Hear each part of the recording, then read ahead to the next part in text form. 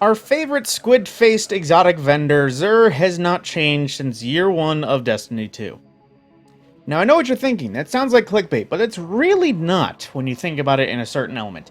Yes, this is a video talking about Xur himself. It's not talking about his inventory because it's been updated just with this season to introduce 2 exotic weapon random rolls, and because you can no longer get them in the world, in addition to many various legendary armors and weapons that he can hold that used to exist in the world and you can no longer get now, depending on, when they're introduced.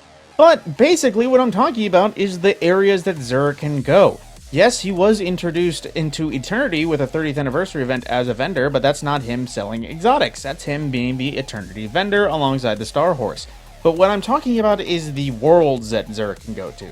So come with me to the directory. Now, you'll notice that in terms of worlds, we have 8 available locations that we can feasibly go that are actual combat zones. We have Europa, the Throne World, Moon, EDZ, Cosmodrome, Nessus, and the Dreaming City. Those are all worlds that are patrollable / social zones that we can go to. Eternity doesn't really count just because he already exists there. That's a different Xur. But moving in, how many of these worlds existed since year 1 of Destiny? Well, obviously the Tower did, the EDZ did, and Nessus did. Titan, Io, and I think Mercury, I forget if he showed up there, but all of those worlds that were available during year 1 of Destiny that Xur went were deleted, obviously. They're in the content vault and steadily coming back to us. But in terms of the 8 locations that Xur could show up at, do you want to know how many he goes to? 3. The Tower, EDZ, and Nessus.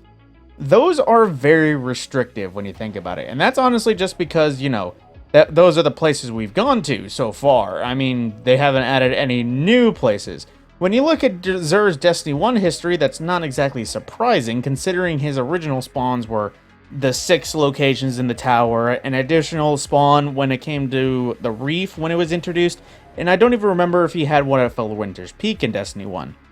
But right now, Xur, in terms of his locations, he only goes to places he already existed. He doesn't go anywhere new. The only kind of movement we ever saw from Xur was when he was introduced into Season of Opulence. He moved to Callus's party barge that existed in Watcher's Grave, but then that eventually crashed and fell. I don't think he eventually spawned on there anymore. He went back to the tree, and now the party barge is gone completely, and with Keidel's land take just over the way, he just hasn't really moved from here.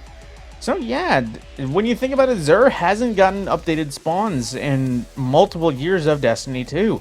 He only goes to places he used to go that have remained standing, Nessus, the EDZ, and the Tower.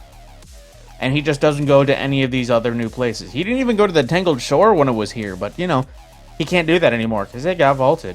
But with that, hopefully this brings some attention to Bungie, because I'd like to see him show up on a few worlds. I mean, especially places like the Moon and Europa. Those should be definitely accessible to him. The Throne World, maybe not so much. Same thing with the Dreaming City, but I'd like to see him in other planets, moving forward with the new locations we get.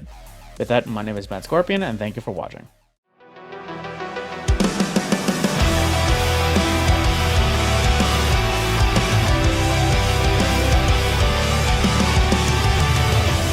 We live and we learn, we dream and we die. We stop being concerned, no chances keep on passing us by.